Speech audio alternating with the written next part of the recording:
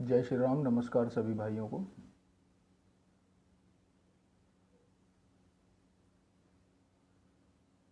मैं आपका भाई रणधीर सिंह अपने सोशल मीडिया पेज पर एक बार फिर आप सभी का हार्दिक स्वागत करता हूं, अभिनंदन करता हूं। दोस्तों, लाइव आने का मकसद ये था कि वीडियोस बनाओ, उसके बाद एडिटिंग में, और उसके बाद फिर क्या होता है, अपलोडिंग में बड़ा वक्त जाया जाता है और कई बार एरर हो जाता है। अभी एक वीडियो बना के एडिट करके रखी हुई है आप लोगों के लिए, बट उसको जो है कल अपलोडिंग में लगा रहा पूरी रात, 2-3 बार एरर हुआ। तो चलिए, ये सब तो टेक्निकल इशू है, इसलिए मैंने कहा चलिए लाइव आ जाएं। सिर्फ अपनी बात रखने से मतलब है हम लोगों को। हमें कोई ये तो है नहीं कि हमें कोई बहुत बड़ी मूवी हिट करानी है और ऐसा कुछ, तो ऐसा कोई इशू है नहीं। तो देखिए, हालांकि मैं इन टॉपिकों पे कभी चर्चा करता नहीं हूं, तो लेकिन अब प्रॉब्लम यह है कि एक बार फिर से लोकतंत्र खतरे में आ गया है। अब जब लोकतंत्र खतरे में आ जाए तो यकीन मानिए कि देश के नागरिक का बोलना तो बनता ही है। हाल ही में आपने अभी एक घटना देखी होगी, अभी जल्दी की बात है, मेरे ख्याल 1 से 2 दिन पहले अभी राज्यसभा के अंदर हंगामा हुआ। राज्यसभा के अंदर हंगामा हुआ, और हंगामा क्यों हुआ, विषय क्या था, उस दिन चर्चा का विषय था। पहली बात, शुरू से इसको समझने की कोशिश कीजिए। चर्चा का विषय था किसान और किसानों के मुद्दे और उनकी समस्याएं। जिन किसानों के लिए पिछले 8 महीने से 9 महीने से पूरी दिल्ली को घेर करके जाम कर दिया गया है, त्रस्त कर दिया गया है, उन्हीं किसानों के मुद्दे के ऊपर राज्यसभा में चर्चा होनी थी। तो चर्चा करने की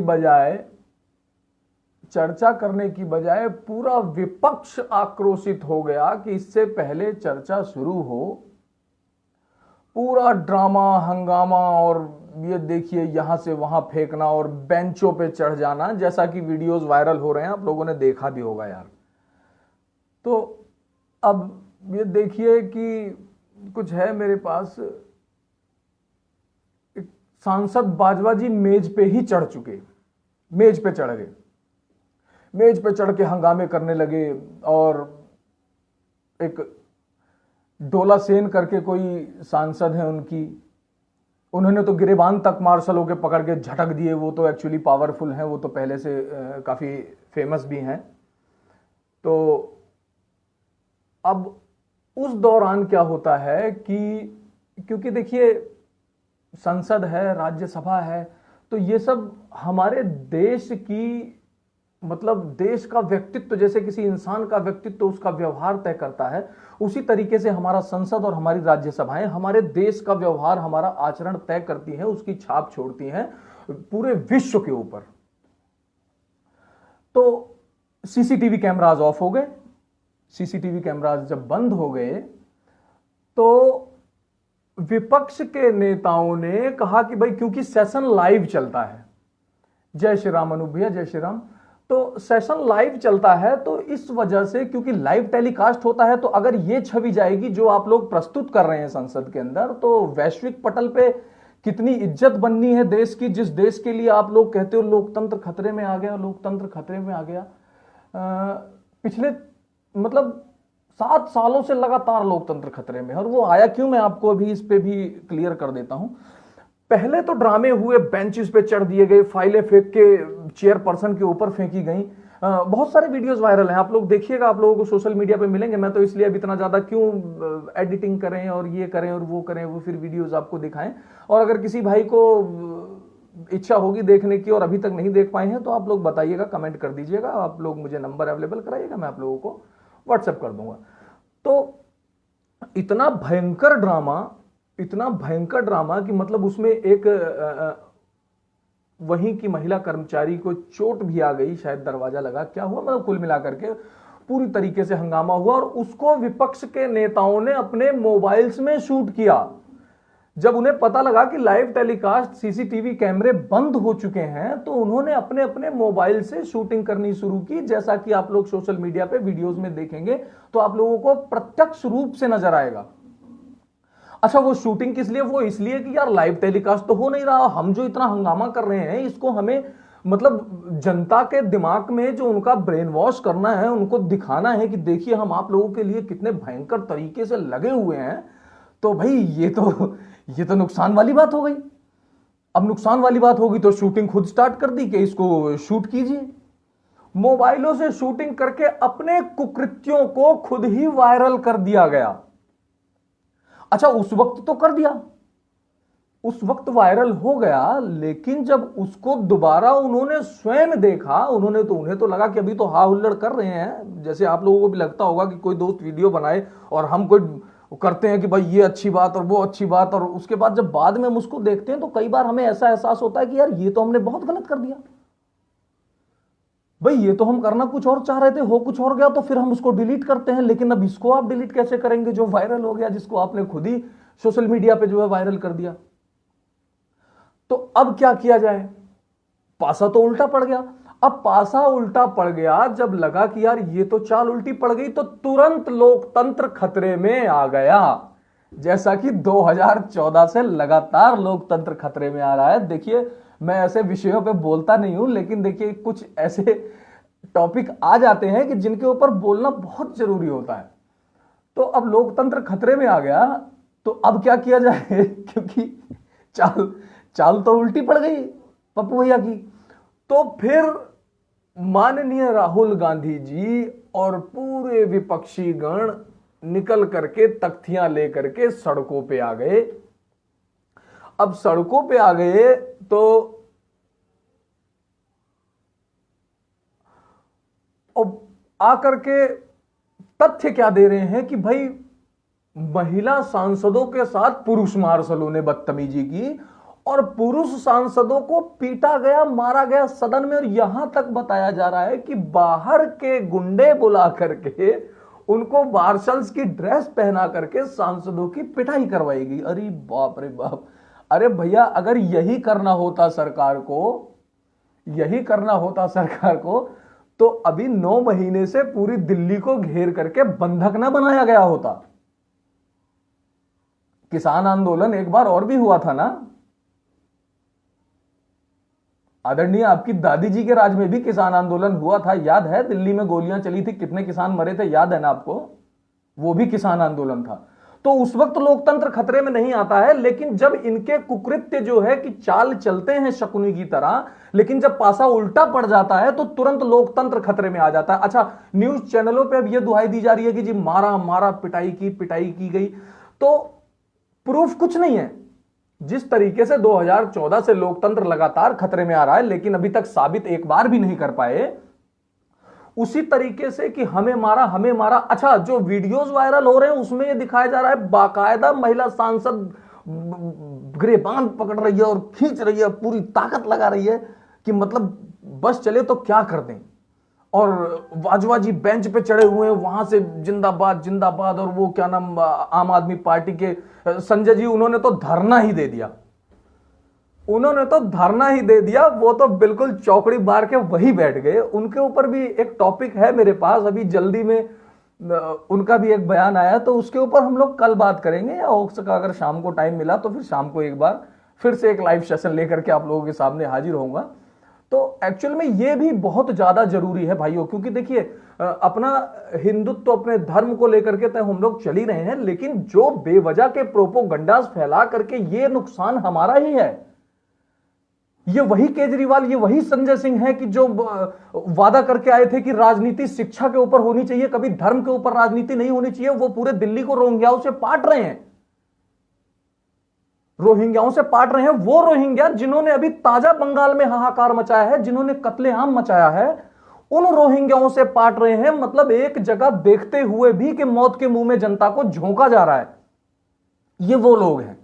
तो ऐसे लोगों को भी एक्सपोज करना भी बहुत जरूरी है मेरे भाइयों। ये भी एक तरीके से ड्यूटी ही बनती है हमारी, उसके ये भी हमारी एक सुरक्षा का एक उपाय ही होगा एक तरीके से, अगर इन घटिया मानसिकता के लोगों को हम लोग एक्सपोज करेंगे। अच्छा फिर आते हैं, चलिए हम अपने टॉपिक पे आते हैं। इनके ऊपर तो कल बात करेंगे, तो कल देखा जाएगा, या शाम को अगर समय हुआ तो शाम को एक लाइव सेशन आप लोगों के साथ रखते हैं, कोई इश्यू नहीं है। तो देखिए अब क्या होता है इसके बाद, अच्छा, प्रॉब्लम क्या है, आप ये देखिए कि हंगामा मचा रहे हैं, जबकि चर्चा का विषय वही था जो इन लोगों की मेन परेशानी है, किसान और किसान की परेशानियां, किसान की तकलीफें, उनका सॉल्यूशन, इसी मुद्दे पर चर्चा होनी है। लेकिन अगर चर्चा करेंगे भैया, तो फिर जवाब भी देना पड़ेगा, सवाल होंगे, सवालों के जवाब होंगे। ये जो सवाल करेंगे उनके सकारात्मक जवाब मिल जाएंगे, जो कि सेशन सदन का लाइव चलेगा, जिसको जनता देख लेगी। तो फिर तो पोल पट्टी वैसे ही खुल गई। तो किसानों की चर्चा कहां, ये किस हिसाब से किसानों के हितैषी हैं, मैं उन किसानों से ही पूछना चाहता हूं जो तथाकथित बैठे हुए हैं मेरे भाई वहां पर जम करके। तो अगर चर्चा ही करनी थी तो यही टॉपिक था चर्चा का, किसानों की समस्याएं और उनके समाधान। तो आप करते ना उस पर चर्चा, आप बताते कि किसानों की मेन समस्या ये जो आप लोगों ने तथाकथित जो काले कहते हो आप लोग कि ये काले कानून हैं, तो इनके ऊपर आप चर्चा करते। यार रोका किसने था आपको? लाइव सेशन चल रहा था, पूरी जनता देख रही है आपको, पूरा देश देख रहा है, आप लोग साबित करते उनको कि वो गलत है। उनकी तो वैसे मट्टी पलीत हो जाती सदन के अंदर, आप लोग साबित करते, उन्हें झक मार के कानून वापस लेने पड़ते। लेकिन नहीं, ऐसा नहीं कर पाएंगे। जैसा कि आप लोग देख रहे हैं, पहले भी कई बार कृषि मंत्री और भी सरकार के जितने भी हमारे महानुभाव गण थे, उनके साथ पिछले 12 से 13 बार चर्चाएं हो चुकी हैं। मेन मुद्दा क्या कि ये काले कानून वापस करो, वापस लो, वापस लो। अच्छा, जब यह होता है कि क्यों वापस लो, उसका कोई जवाब नहीं कि नहीं नहीं वापस लो, वापस लो।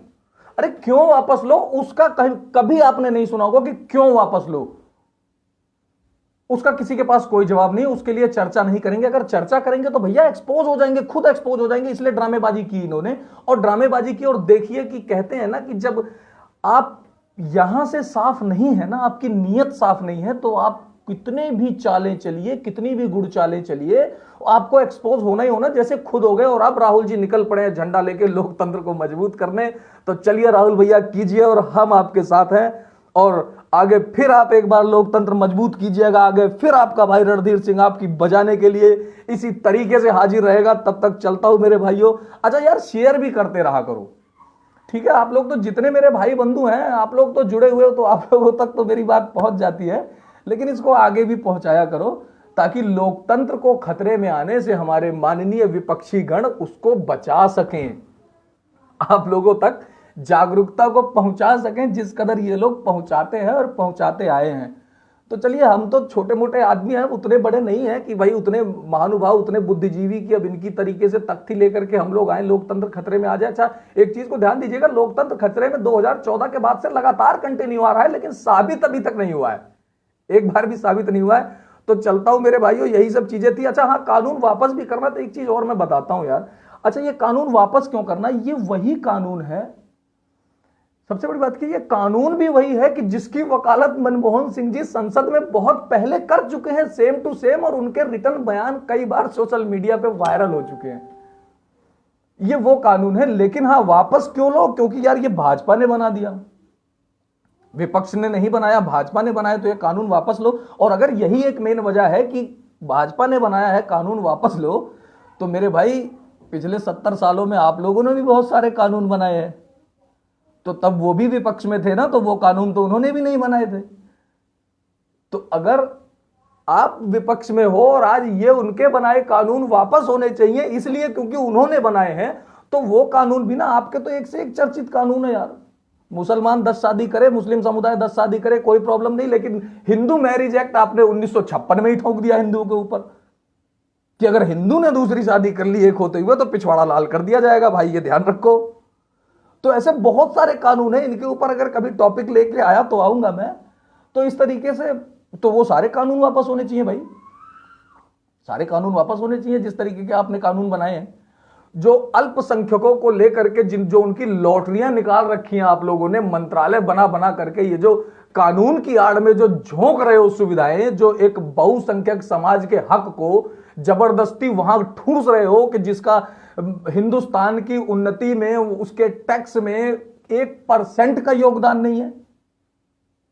और जो बेचारे टैक्सेस भर रहे हैं मर मर के, गिर गिर के, उनके बच्चों का हक छीन करके आप मंत्रालय बना बना करके झोंक रहे हो। तो फिर यार ये सारे कानून भी तो वापस होने चाहिए ना, क्योंकि ये विरोधियों ने नहीं बनाए, ये आपने बनाए हैं सत्ता में रहते हुए। तो या तो उसका सही रीजन हो कि भाई क्यों वापस हो। तो चलिए चलते हैं यार, बातें तो बहुत है, अगर करेंगे तो श्री रणधीर सिंह महाराज जी का पूरा ग्रंथ तैयार हो जाएगा। तो चलते हैं, राहुल भैया से निवेदन है आप फिर आइए लोकतंत्र बचाने के लिए, हम फिर आएंगे आपकी बजाने के लिए। तब तक चलते हैं भाइयों, जय श्री राम, हर हर महादेव, वंदे मातरम। दीजिए अपने भाई को इजाजत।